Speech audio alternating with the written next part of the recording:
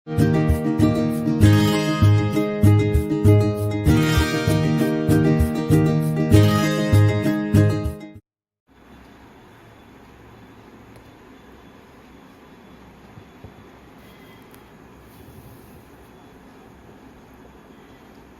morning students. இன்னைக்கு நம்ம பார்க்க போகிறது classification of colloidal solution. Colloidal solution அப்படின்னா so the solution may be classified into three: true solution and colloidal solution and suspension. True solution அப்படின்னா இப்போ ஒரு solution நம்ம ப்ரிப்பேர் பண்ணுறோம்.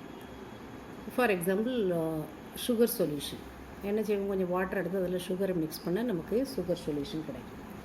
பட் இதில் sugar is considered to be a solid particle and water is what a solvent. But after we dissolve the sugar in water, we cannot differentiate the sugar particles from the water particles. அது ரெண்டுமே கம்ப்ளீட்டாக dissolve ஆகும். அப்போ அதுக்கு பேர் true solution. So we cannot distinct the solid particle from the solvent particles. Okay. At the same time இன்னொன்று நம்ம சொல்லுவோம் சஸ்பென்ஷன். இப்போ கொஞ்சம் தண்ணியில் மணல் அள்ளி போடுறோம். ஸோ என்ன ஆகும், தண்ணி வந்து மேலே அப்படியே டாப் லேயரில் இருக்கும், அந்த மணல் எல்லாம் கீழே இருக்கும். So easily we can identify which is the two components present in the solution. But இந்த ரெண்டுக்கும் இடையில் the size of the particles, the solid particles is in between the range of the true solution and the suspension, that is called as for the colloidal solution. Appo colloidal solution also it contains, there are two components. One is what dispersed phase and another one is dispersion medium. எப்படி ஒரு சொல்யூஷனில் solvent larger போர்ஷனில் இருக்கோ அதே மாதிரி even இந்த dispersion மீடியம்ங்கிறது இந்த colloidal solution உள்ள larger portion. Solid எப்படி ஸ்மாலர் குவான்டிட்டியில் இருக்குமோ ஒரு சொல்யூஷனில் இந்த ஸ்மாலர் போர்ஷனில் இருக்குமோ அதே மாதிரி கொலாய்டல் சொல்யூஷன்லேயும் இந்த smaller portion present is what, that is the dispersed phase. திரும்பவும் சொல்கிறேன், ஒரு சொல்யூஷன் அப்படின்னு எடுத்தோம்னா ரெண்டு காம்பனன்ட்ஸ் இருக்குது. ஒன்று வந்து என்னது solid, another one is what, solvent. How do you differentiate solid and solvent? The largest portion present in the solution is called as what, solvent, and the smallest portion present in the solution is called as solid னு சொல்லுவோம். அதே மாதிரி தான் even in the case of colloidal solution, the largest portion present is what, that is called as what, dispersion medium. The smallest portion present in the colloidal solution is called as what, dispersed phase. இது வந்து ஜென்ரலாக நமக்கு தெரிஞ்சிருக்கக்கூடிய. அடுத்தது நம்ம பார்க்கக்கூடியது the classification, it is based on the forces present in between the dispersed phase and dispersion medium.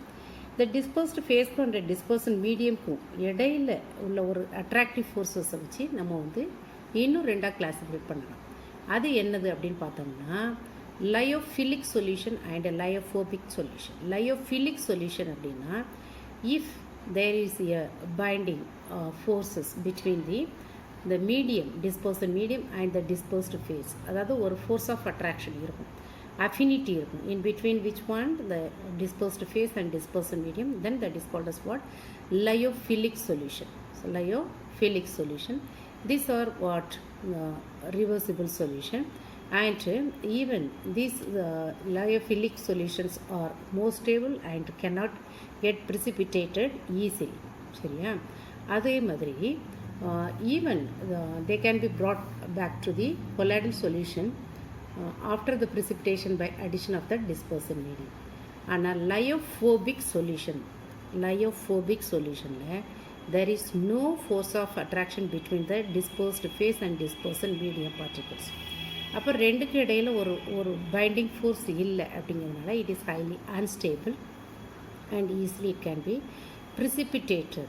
Okay, இதுதான் மேஜராக நம்ம கிளாஸிஃபை பண்ணக்கூடிய colloidal solution. One is lyophilic solution, another one is lyophilic solution. Lyophilic solution, there is a force of attraction between the dispersed phase and dispersion medium. Lyophilic solution, there is no force of attraction between the dispersed phase and dispersion medium. அதே மாதிரி lyophilic solution are highly stable and it cannot be precipitated easily, and these are reversible solutions, whereas lyophilic solutions are highly unstable and they can be precipitated very easily and they are irreversible solutions. Okay, அப்போ அதுக்கு examples என்ன அப்படின்னா examples நம்ம கட்டாயம் lyophilic சொல்யூஷன்ஸ்க்கும் கொடுக்கணும், lyophobic சொல்யூஷனுக்கும் கொடுக்கணும். Lyophobic solutions, the examples for lyophobic solutions are the gold solution of silver and the solution of gold, silver, platinum and copper. சரியா? அதே மாதிரி இப்போ இன்னொன்று இருக்குது. இப்போ சப்போஸ் if இந்த colloidal solution the dispersion medium is water, then that are called as the we can say that are aqueous solutions. என்ன சொன்னேன்? dispersion medium ஒரு colloidal solutionல dispersion medium வாட்டராக இருந்ததுன்னா அந்த சொல்யூஷனுக்கு பேர் அக்வா சொல்யூஷன்ஸ். அக்வானா வாட்டர். சப்போஸ் இந்த கொலாய்டல் சொல்யூஷனில் டிஸ்பர்சன் மீடியம் இஸ் பென்சீன் அப்படின்னா அதுக்கு பேர் பென்சோசால் சொல்யூஷன், பென்சோசால்னு சொல்லணும். Suppose the alcohol is the dispersion medium, then that is called as for the alcosols. சரியா? இதே பேசிக்காக.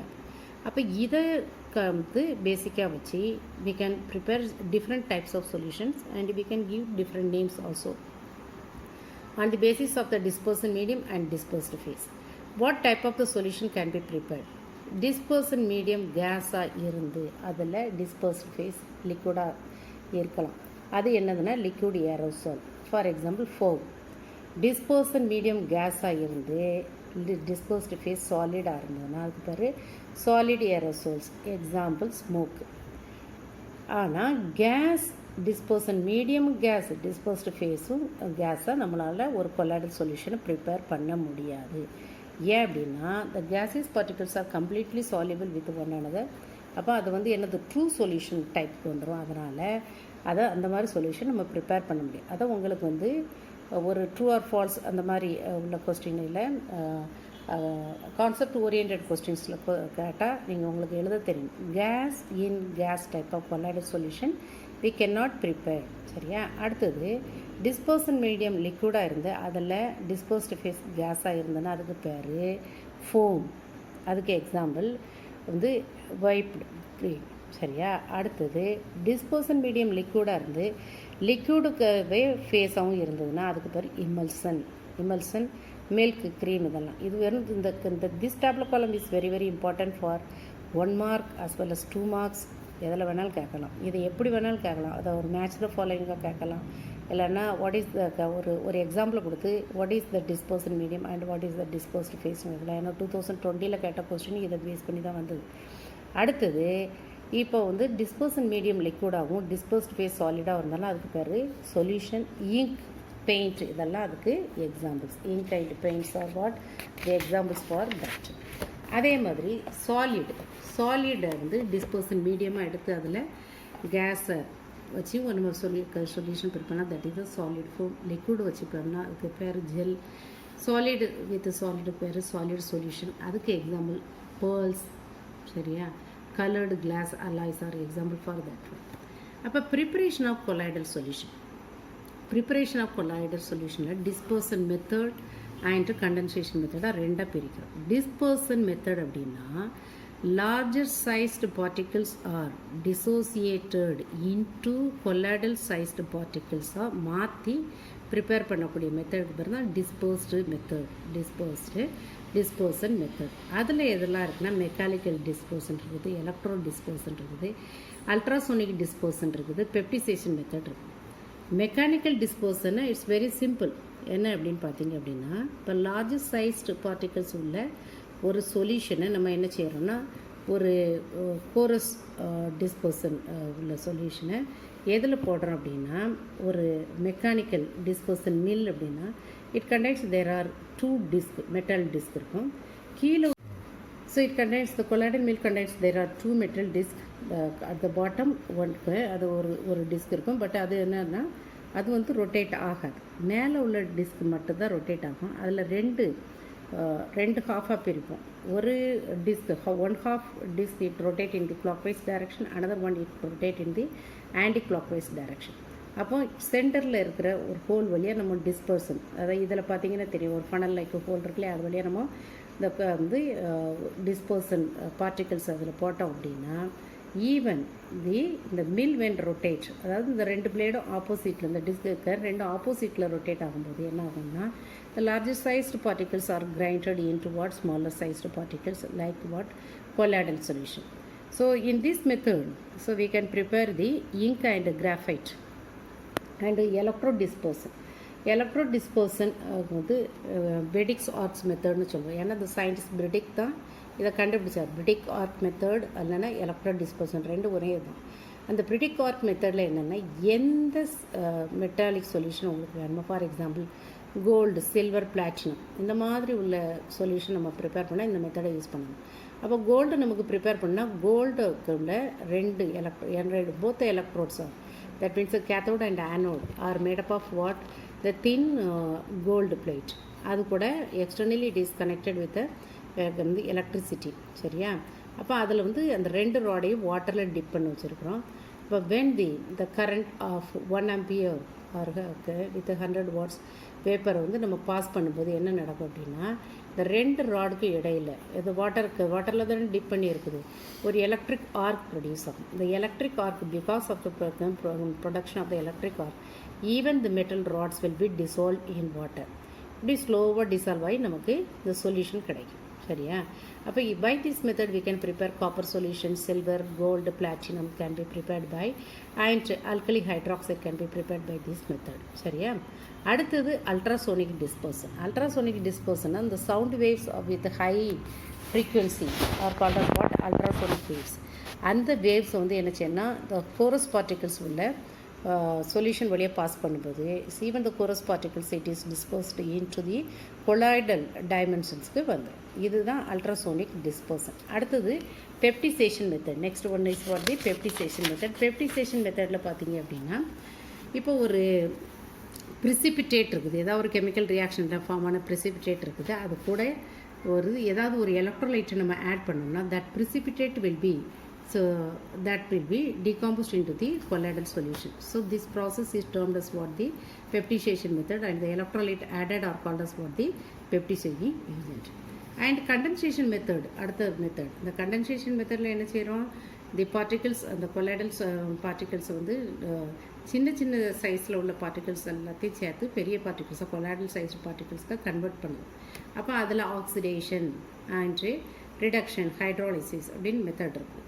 ஆக்சிடேஷனில் when hydroiodic acid is treated with iodic acid, then iodine solution will be prepared. இந்த chemical மெத்தடில் நீங்கள் வந்து கட்டாயம் இந்த ஈக்குவேஷன் எழுதும். அதே மாதிரி when oxygen is passed through the selenium hydride, then the selenium will be obtained. selenium hydride கூட நம்ம பாஸ் பண்ணும்போது செலினியம் தனியாக வந்துடும், வாட்டர் தனியாக வந்துடும். அடுத்தது reduction, auric chloride with formaldehyde and water, even the gold solution will be prepared. Hydrolysis இதில் ஒரு எக்ஸாம்பிள் ஃபெரிக் குளோரைடு ஹைட்ராலிசிஸ் பண்ணால் நமக்கு ferric hydroxide solution. Double decomposition method, arsenic oxide and hydrogen sulphide வந்து ரெண்டையும் சேர்த்து நம்ம இது பண்ணும்போது ஆர்சனிக் சல்ஃபைடு கிடைக்கும் ப்ளஸ் வாட்டர் கிடைக்கும். ஸோ இந்த மாதிரி இந்த மெத்தடுக்கெலாம் நமக்கு என்ன பேர் அப்படின்னா கண்டென்சேஷன் மெத்தட். ஸோ இந்த condensation method what we are doing, the smaller sized the particles are combined with one another to form what, the colloidal sized solution particles. Okay, that's all.